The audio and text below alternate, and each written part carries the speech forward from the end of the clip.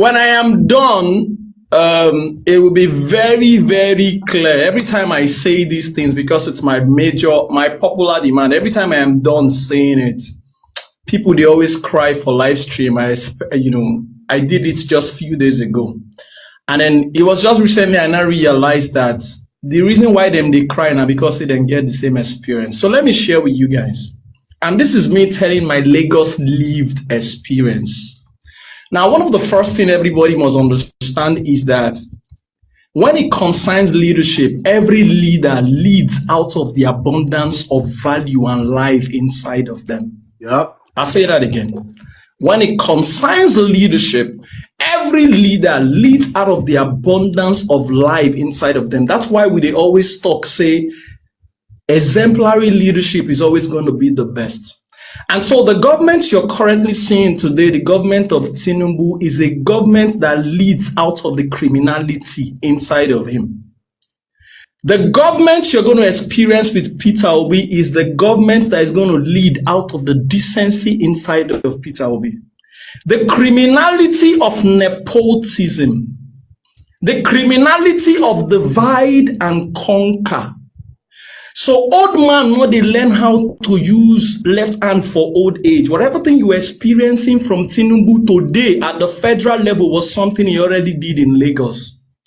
And I share this Lagos experience. Anybody who live for Lagos, who grew up for Lagos, go fit connect with them. One of the first experience you need to understand is that some guy came back from Chicago after dealing with white vitamin C powder, got into Lagos. And then as at that time, do not forget, every time the South needs a political direction, we look up to the West. Awolowo number one. And so this guy got the platform of the Afenifere who founded AED. In that particular election, of course, having done his senator bid, it was between him and Funshaw Williams.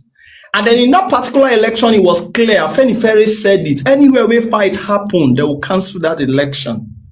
In that particular election, fight happened for Funshaw Williams' side. How it be, we don't know. We don't know Funshaw Williams to be that kind of person. So clearly, Tinubu strategy is very predictable. We know him.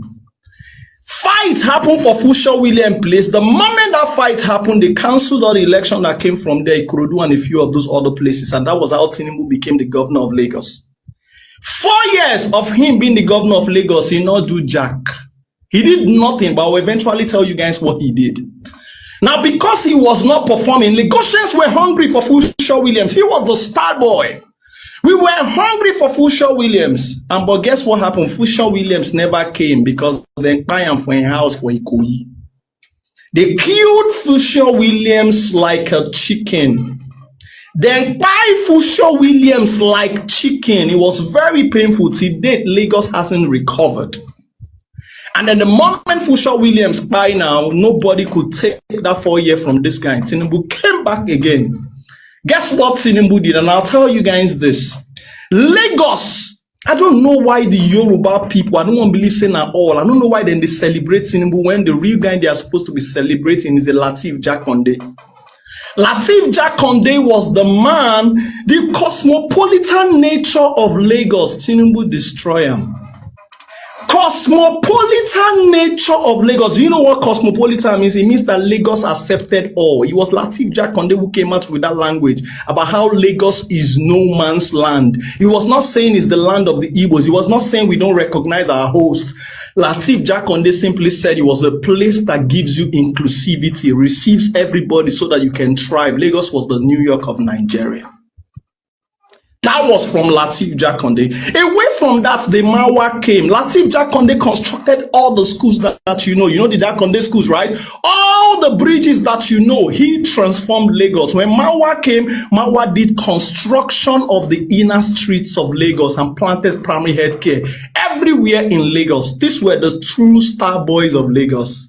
But guess what happened? In that time in Lagos, nobody was interested about politics. Nobody.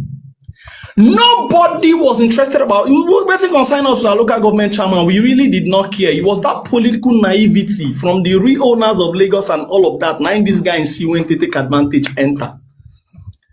Nobody, right? So you can become anything in Lagos without necessarily knowing any politician or being involved with politics. And that's why when Peter Obi tells you that the moment he gets into that seat, he's going to make politics less attractive, because any nation where politicians or politics is the biggest enterprise, that nation is gone. Guess what happened? That cosmopolitan nature of Lagos, Tinubu destroyed it. You know how? He destroyed it with a divide and conquer. Who remember? I say them bomb man, then key man, no, for insider Jegule. It was in that 1999. So one of the first things that Tinubu did was that he factionized every point of Lagos. He made sure that there was ethnic troubles, tribal division. Who remember I said then buy people for Idiaraba, loot Idiaraba. He became a Yoruba versus Hausa fight. Who remember when at the year Sheyi they talk? We all grew up in a relay, so people can lie in the name of politics. Who remember the Yoruba versus Ilaje fight? The riverines of Lagos. You can ask yourself. So Tinubu did not just cause division among Igbos and Yorubas or any other tribes. He even caused division among Yorubas, because waiting be Yoruba, waiting be Ilaje. Do you know that division was also extended? Who remember the Yoruba and Ijaw fight? Everything happened in the 1999. If I dey lie, Mona tell me say I dey lie for you. My 12, plenty fight happened there. That was what this guy in this divided. So if you're seeing Nigeria completely divided by ethnic and religion today, now that man handy day. The Lagos we grew up from was a Lagos where Latif was my best friend as an Igbo boy, where every Igbo child had a good name or had a name. It was a Lagos where every Igbo family go to encourage you, say, be a friend with a Yoruba boy and Yoruba girl. It was a Lagos where the Omoburukus were not the Yorubas. So Tinubu destroyed the handwork culture of Lagos. I'm coming. The handwork culture of the Yoruba people, he destroyed it. The Lagos we grew up from was a Lagos where we knew no tribe, right? As at that time, if the pursuers come up for us, we'll go sleep inside mosques. We were going to Ile Kewu. We go to the mosques, Ile Kewu. That was where we were. We were doing everything. There was no tribe, no name, nothing. Now listen to this. One of the first things that this man did was to make sure that he institutionalized thuggery. And he always asked them, make them come out here and challenge me. Which thug in the whole of Lagos really be Yoruba person at that time? This MC Oluoma one at the CISO, he was not the one ruling Oshodi. The guy who ruling Oshodi, his name was Bomboy. Bomboy was an Neni boy from Anambra. There were other guys in Amukoko, call them Pichi. They were all Igbos, South. So the only people you could consider the thugs or the Omoburukus of Lagos were not the Yorubas. The Yorubas were busy and hungry to go to school. That's why they got into UK when many no go. That's why they got many bank license when many no go. But when Tinubu came, he institutionalized thuggery. And then the moment he institutionalized thuggery, he destroyed the handwork cultures of the Yorubas. You know what the handwork cultures is? There was a three-wave that took over all Yoruba young person. One of the first wave was the deeper life wave. We call it the Ayobo. Ayobo wave was the wave where you go to deeper life.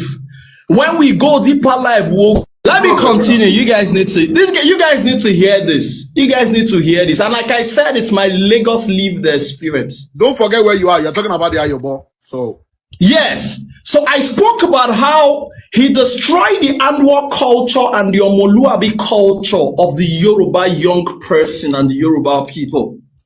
He destroyed it by institutionalizing thuggery. There were waves that took over the Yoruba young person. Now listen to this and everybody will bear me witness. One of the first one was the Ayobo wave. The Ayobo wave was a wave where we they go Ayobo deeper life. Every time you see young people were receiving. I mean that time, if they tell you, say, the owner of Deeper Life, I mean the senior pastor of Deeper Life, would they see raw miracle happen at that time? So people were hungry for God. It was that wave that generated or caused you to have many Yoruba pastors today. The many Yoruba pastors you are seeing with ecclesiastic Pentecostalism, it was the Ayobo wave that pulled them in. Anybody will understand, but know it's in at the talk. Fresh spirit, fresh hunger for God. It was the Ayobo wave. This whole thing where you they see now, plenty Yoruba young pastor, the Bolajis, all of these guys. Now that wave bring all of them in. The other wave was that there was a wave called Mufeshe Wolimo. Hi, God. Hi. Mofeshe Wolimo means when Pekin they go Ileke was the mosque where they go to learn Islam and all of that. They were always hungry to want to do Wolimo. You know, for those who are Catholic, you are doing First Holy Communion or doing confirmation. Wolimo means they go through, you are just a devoted Muslim and then you want to be an Afa and all of that. Some of us who were even Christians and Igbo, we were excited. We were always looking for the next Wolimo so that we'll go chop rice and jubilate with our friends and brothers. The Wolima wave was what brought about God-fearing Muslim young people who went into all of those things. Many of the Agberos wanna see here now, then they there. And then we remember the one where we say even the very shocking past. The one that is most shocking is that when the Igbo child come back from school, now we be Buruku, because when we come back now, ball will they play. The Yoruba child is found in one hand workplace or the other. When they come back from school, you go see the Yoruba pikin, they learn carpentry, no matter how small that they were. You go see the Yoruba girl, they learn hairdressing. You go see the Yoruba pikin, they learn vulcanizer. If not be vulcanizer and a mechanic, those were the handworks that they were doing. They were the richest people in Lagos. No Igbo man was interested about buying any land in Lagos. You know why? Because your own landlord, no, they even see you as competition. They were super rich. They were super rich because they had the values that, of course, maintained the wealth around them. Guess what happened? It got to a point because you have already brought in this toggery. What think can happen with the toggery? These boys who became the NURTW, many of them started the whole thing from when OPC was factionized. Who remember the OPC factionization? There is a man called Gani Adams. He was the guy from the federal with Obasanjo, OPC, Odua People's Congress. So he factionized OPC. OPC was the only label where they protect Lagos from any kind of atrocity where they happen. And some people didn't even know that Operation Sweep, before his time, had helicopter flying in Lagos. So OPC was factionized when he brought in Baba Fashion. Who was Baba Fashion? Tinubu own angle of OPC, while Obasanjo had his own angle, which is on Nokankanfo today, the man you call the Gani Adams. And then the moment they factionize OPC, you can't see people that use OPC, they do atrocities, just like what NSAS eventually became. If you want to intimidate person, you go use OPC and all of that. People now called for the ban of OPC. Many of these NURT that you're seeing on Agbero, now those Baba Fashion people, will be like not so good. The OPC guys who were really properly trained, now him they can absorb into then this talk and this NURT way they see today. Toba that just died now OPC level.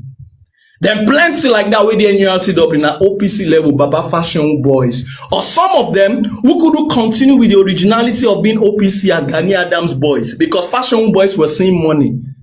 Then eventually, some of the small boys, when they try small charm, can eventually enter. They now form the toggery. Beat all of those Baba way they for pack, come out. Beat all of those Baba way they for pack. And then gradually, Lagos now became a place where, as Saddam, they like this. If Saddam won't do anything, you go start to do trouble inside your papa house. Then you can't disturb your compound. Then very soon start to disturb your streets. Can't they gather young people? Can't they cause everybody to they fear you? Once people don't they fear you and you don't they make everybody they run for your streets. The other thing is that you are causing trouble. You have become Idamu Adugbo. You don't be person where they say you be Dagboru. Then they will not call you and settle you with a tarmac. For those who don't understand, tarmac is that they settle you with something and then you start to be the Agberu head where they collect something small. Used the institutionalization of thuggery, and then it destroyed the hard work culture of the Yoruba people. Then you find a Yoruba child when you insult person before they insult person, because you cannot necessarily do thuggery without insulting. It became a place where thuggery was now very forceful and all of those things like that. That was what he did. Another thing that Tinubu did was that he commercialized politics. He got open people eyes. He say as money there for that thuggery, now so money there for politics. So guess what? The moment he commercialized politics, don't forget, he had already betrayed the cause of the Afenifere because of his ambition to get to the national. AD at that time was playing just, Southwest politics. So he wanted to go national. So of course he betrayed the platform that gave him a chance to become a governor. And then immediately, he now got to that point where he was the richest guy, he had the money, he could do all of this. So if then they tell you, say, Tinubu no build road, this was what he was doing, basically for one thing, state capturing. So what you are seeing today in Nigeria, we are begging you that the coming of Tinubu again will make him put Nigeria in the pocket, just like Lagos has been his pocket for years. Never again would you be able to vote for your own president, just like you cannot choose who becomes your next Lagos governor. Now the same person, the same pattern. Realize what happened. The moment he commercialized politics, he don't open Yoruba people eyes. People were going to school and every other thing. The guys who became thug are now the richest people on the streets. Of course, thuggery is not very legitimized. The guys who became thug became the guys who were having the finest girls. When you don't they get the finest girls waiting remain, then the moment he commercialized that politics, now that time you can't see many Yoruba people can't start to sell their houses. Anybody who understands how Lagos is, the Kwara man had a lot of houses everywhere. They had houses, they were not ready to sell, right? They now started to sell their houses. I know people who sell 4, 5, 3 of their houses. Just they sell like that. And at the moment they started selling the houses, who go buy them? Now the Igbo man will already started to do business. Or the other non-Yorubas who are available doing stuff. So they started selling their houses, why? So that they can get into politics. Lagos politics became the politics of big money, not the politics that Lateef Dakonde Babakekere showed us, which was a politics of simplicity, character value. Till today, Lateef Dakonde did not have a big house. He was a man who lived very simple. He lived just like this same way they see from Peter Obi. That was where Ilukbeju, yes, his house. Yeah. I was there. I always go to Ilukbeju every other time, because if you don't know the real custodian of real leadership, Lateef Dakonde, I always go to that his house in Ilukbeju to go and see him. The man lived very simple. So when this man commercialized politics, it now became a politics of who offers the highest money and who get the highest stock. Of course, he became the man who can control it. This Koro one I see give him a run for his money. If that one carry one thug, yeah, the other one go carry the other one. Of course, they factionize their thuggery, but over time, they go eventually bow to the man who get the biggest money, because he is the one who owns the blueprint on how to devalue Lagos, on how to bring Yoruba people into valuelessness. So he commercialized politics. So it now gradually became politics of go do Yahoo, come bring me money and I'll give you local government chairman. It became a politics of go do oil bunkering. If you come with big money, I'll give you so thing. That was how gradually the real true bonds and owners of Lagos, the real awards never got into anywhere. You go see touch your money part, I beg. Yes. Immediately after that, the third thing that Tinubu did, I've showed you about how he commercialized politics, how he used institutionalizing of thuggery, to destroy the handwork cultures of the Yorubas. The third one was that he hijacked the royalties tool of Lagos from the true bonds. Who understand? For Nigeria, when politicians are misbehaving, the only people who have the power to call them to order are the royal fathers. The Popales, the Obas, the kings. You know why? Because those ones don't be by election. Now, you cannot disrespect a king or anything. The moment he got into that point, never again did the real owners or the real cultural or the real royalties of Lagos became the Obas, the Bales. Never again. We know the story of the one we currently did there. We know those stories. Never again, right? So the real owners of Lagos, the real true bonds, the real royals of Lagos, never again. Never again did they ever get to that point where they became royalties. And guess what? The moment where you don't cut down royalty, you don't cut everything. So today, as I speak to you in Lagos, one guy go do Agbero, reach one level, they'll go set one with Bale somewhere. Yep. If there no set one with political posting, go become Bali another place, another one go become Balogo another place, another one go become so thing, oil bunkering, all kinds of illicit things. So let me tell you guys the disadvantage with that. Once you have a leader, don't mind anybody who tells you that the people are choosing from their leaders. When they choose you from us, you can decide to now become evil or do whatever rubbish that you want to do. It is not the people's responsibility, because no nation in the world can ever face the kind of things Nigerians face and still be here. Nigerians have endured too much and continue to adapt. And so it is the head that moves the tail. Now for head, 9 fish they take rotten. A good leader, the value of a leader that starts with what you call exemplary living will trickle down to the nation. If you have a criminal as a leader on top, all you will waiting will remain now. Be say everybody will become governors, will eventually be criminals before. Yeah. So that's why today in Nigeria, the people vying for your post and offices are those who have either been drug lords before, or those who have become Yahoo before, those who have become this. The elites and intellectuals can no longer be there. People who have good intention to serve, because politics is supposed to be service, not be cash out. Yeah. You cannot have them. So what do you see? You now see criminals. Go check all of them. That's all of them. They make noise. Money now, water, this, all of those noise. Now the guys where they throw away rubbish.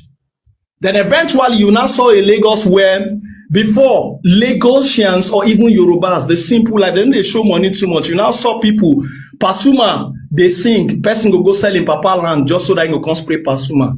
It became vanity. It became a Lagos of too much festivity. And once festivity done did, waste done did. That's why Peter Obi is telling you that wastefulness is something he will cut and cut down the cost of governance. The truth about it is that every leader is a carrier of value. The value where every leader carry, they affect downwards. So Ludo, they carry him back today now because Peter Obi don't show them. Say you can live simple. Some of them are driving convoys that are without sirens because he don't show them. That is the power of leadership and the values that a leader has that continues to trickle downward. So if a Peter Obi becomes the president of Nigeria, you will see you in your personal life deciding to cut waste. And once you cut waste, you put the remaining resources in the things that matters personally. So when you have a leader, it go transform the attitude. And let me tell you guys this that people don't always understand. They tell you that Peter Obi is weak, and I lie you. The person way weak, now the person where they show strength too much. This man is not a strategist. He's just a man who is wicked and inhuman. A man who thinks of himself alone. The real leader and the real brave and strategist. Now, a Peter Obi where you tell, say you no go ever show for ballots, but that guy in dribble you, use ADC as decoy, enter NDC. Today he's on the ballot. Peter Obi is the Maradona of politics. He play and pass them. Who would you call a better politician? Is he a man who had 26 governors into 2023 election and had a president he said he installed? Or a man who had no structure, had no body, had only 6 months into a mushroom party that was originally SPV, special purpose vehicle for these other parties? That man came in, Peter Obi came in with nothing and then eventually caused Nigeria to rumble. Who would you call a better political strategist? It is a man who had nothing but today has made something. A man nobody gave a chance who eventually scored not just 6 million votes, but he got more states than them. He got 12 plus 1, 13. That's why we're wondering why he go be that kind of person go come be Atiku vice for waiting Atiku something do you? Right? Why? He got 13 states, and don't forget they stole River State from him, Benue, Taraba, and many other states. Else Peter Obi would have 16 states, and that's why he's the winner of that election. Who would you call a better strategist? A better strategist is a man who is not be giving you money, but yet Nigeria's trooping in their numbers. The first ever numbers you have ever seen in Nigeria election, they came out, they vote. You know why? Because an incumbent can only be beaten when you have a large voters turnout and you shun voters apathy. If Nigerians decide to come out, these people go do little or nothing. Peter Obi is the Maradona of politics. Make I explain the kind of person where Peter Obi beat to in case on no know. Peter Obi na that guy for frat. If you know cultism well. Now that guy will be executioner way lanky. You know the talk. Nobody know him plan. But when he reached for bad thing, na him strong pass. It was the same thing he did in Anambra State. A man who fought godfatherism but did not become a godfather. Unlike a wicked who is an hypocrite, fought godfatherism but became a godfather. Peter Obi is the only guy whose attitude scared them because he is what they can never be and would never be able to amount to. Peter Obi is that guy that every time you remember what he did in Anambra State, that's why he told them that you don't have to necessarily remove subsidy, remove the criminality in subsidy. He never fought. He did not fight the Uba families in Anambra State. What he did was remove the pipe they were using to suck Anambra resources, and waiting up when all of them went hungry. It is the same kind of thing. If they tell you, say, if he enter, they go eventually come out, and it's a huge lie. You can't remove a man who is very intentional and he has nothing you can use against him. I don't tire for Peter Obi too much. We don't all agree, say Peter Obi no they corrupt. We have agreed that Peter Obi is very incorruptible. But you know the one we shock me past? Even Dangote when he do any of them posting nyash for social media. How he be say side chick where all Nigerian big man they share as palliative, we reach Peter Obi town, we not see anyone, and if you use side chick hold on for work. It is a man who has conquered greed, not only conquered greed, but he also conquered his flesh. So it means that with a Peter Obi as president of this country, you will gradually enjoy the essence of family values. For women, we don't like make their husband they get side chick. That's the man to vote for, because he would uphold what it means to truly have coerced family values. The cohesion in family values, you go see them very well. Lastly, let me tell you what this guy did in Lagos. The moment this guy did all of those things that you did, it became a contest where the bar was very low. So Lagos was not about the guy who had an idea again. It was now who becomes the governor is the guy who can do enough rank adede. As much as you can bow to this godfather, then they will tell you he raised men. He did not raise any shit. He only raised people in politics so that they become a tool for him and his cartel to continue to thrive in that politics. In fact, in case you don't know, nobody needs godfatherism. The only reason you need godfatherism is because you stole too much. Example, Wike. Now, who thief too much? They bring godfather, we go cover in track so that you know go enter EFCC. Yes, sir. This is the reason why Peter Obi didn't have to be a godfather to anybody, because he stole nothing. He has nothing to hide. Yes, sir. This is what everybody needs to understand. You are either choosing a Nigeria that works where the son of nobody. I mean, I'm an entrepreneur. I've been all my life, and everybody go tell you, as far as Nigeria is concerned, I don't care about one fucking big man. Tinubu lowered the bar about what it means to truly become the governor of Lagos. The moment a smart guy came like Fashola, did you realize that he didn't have a problem? It was because Fashola's result exposed his inabilities. Fashola's result exposed how badly led he moved Lagos. Fashola started to develop everywhere. He said, you know, one time again. And the people said, no, if you remove this guy, you go come on things. So, and then they did all their bargaining and negotiation. Today, Fashola, and this is something that even hurts me the most. The worst thing any leader can do is to eat the fruit of the children he raised. Never again will people like Fashola become president from the Southwest. Have you not realized that? A star boy like Fashola, even though eventually they always know how to disgrace them or make them feel very funny. Like the guy, we go stand for Lekki toll gates, they find camera all of a sudden after many days. They just know how to just mess you up. Mess you up. So you can imagine Yorubas do not understand that Tinubu is a cost to them. He does them a huge disservice. Your star boys like Osibajo will never come again. Fashola will never come again. And it's not a problem for him to have his ambition done. It is a problem about how he moves Nigeria into uncivility. He moves Nigeria into that nation that has now been captured by a cartel himself. And now Nigeria is plunged into much valuelessness. Lastly, before I round up, my point essentially is to say that whatever you're experiencing at the federal has always been what this man did in Lagos. Nine pattern, nine way. Nine pattern, nine way. I make I explain to which one I don't know. Bullies and oppressive people like that, them be ole.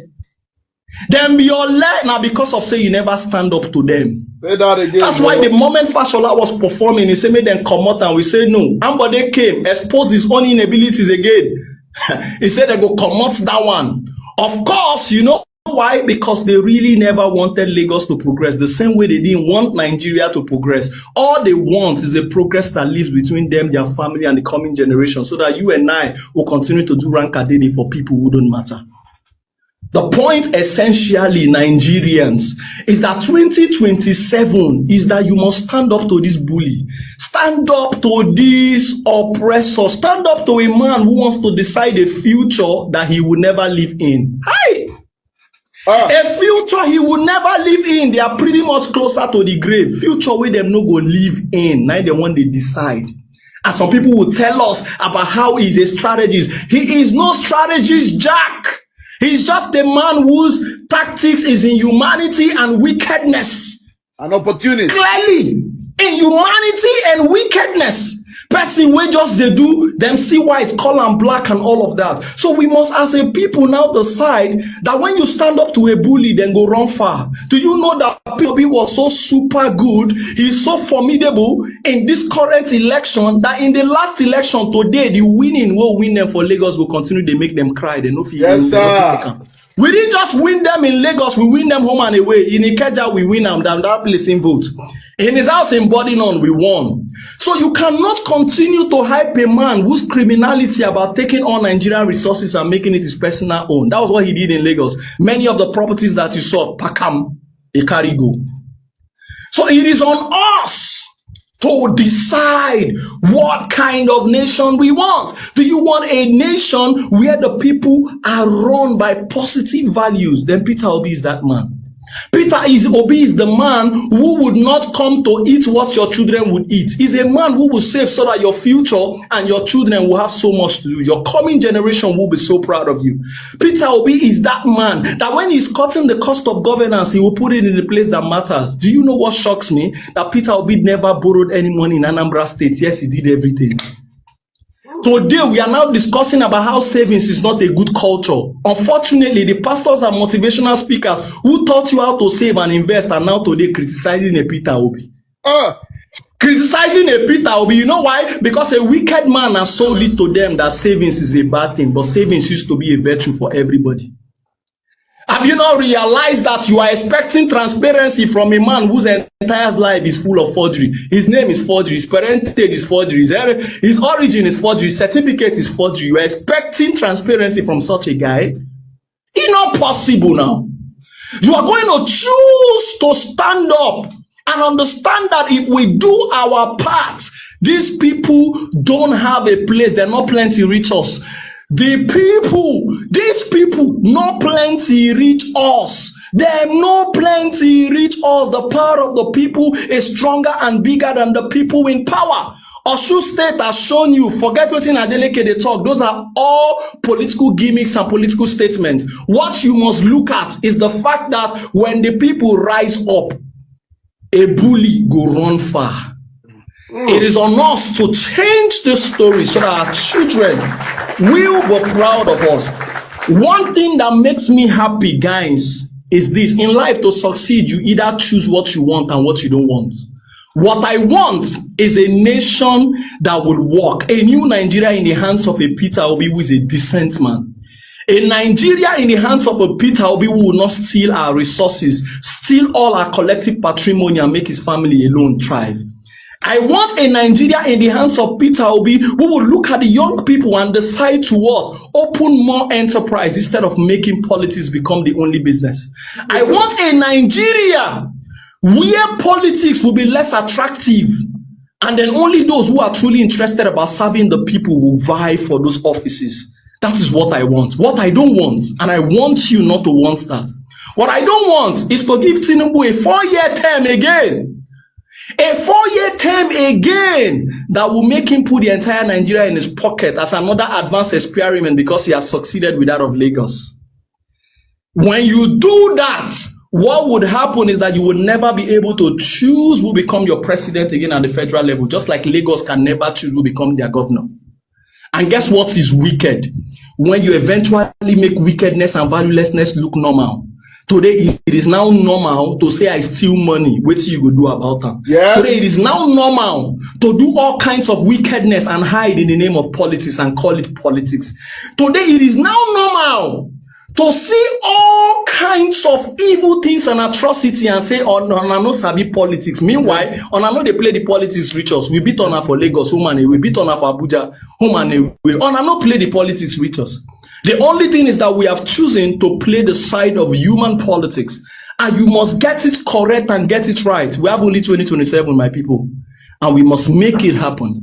It is on us to do it for our generation. These people enjoyed Nigeria. They had a better Nigeria, but they have given us a worse Nigeria. It's on us to give our own generation a better Nigeria. Don't allow it spoil it any further, because they will not live in that future with you and I. Do not. It is on us to arise. And if they tell you Tinubu is working, have you not realized they regurgitate the same excuse? Yeah. Coastal road, this and that, that and that. A nation that works is not a nation where you build infrastructure. It's a nation where you build the people. If you build the people, they'll protect the infrastructure that you build and even go to build infrastructure. That's why that bridge, did you understand that people were destroying bridges in Lagos? Do you know what it means to destroy a bridge? It means, say, with hunger, people can destroy things. Yeah. But when you raise the people on the right values that makes a nation, guess what would happen? They will put on infrastructure. If you put on infrastructure, they will protect it. Yeah. And then they will do stuff. That's why when you travel outside Nigeria, you drop your phone. If you come back, you go Siam. It is because it is a nation built on values, not necessarily the infrastructure. Because all those white elephant projects, now thief, then they use and thief. On money, then they use and cash out money. Enough about it. I will vote for Peter Obi again and again and again and again. I will not just vote, I will galvanize, I will raise people, I will mobilize people, I will vote, I will mobilize, I will protect my vote. I will protect my vote. I will protect my vote. You know why? If you wait for Peter Obi to protect them for you, you don't do mistake. That's not the first law of survival. The first law of survival is said to each their protection of their own vote.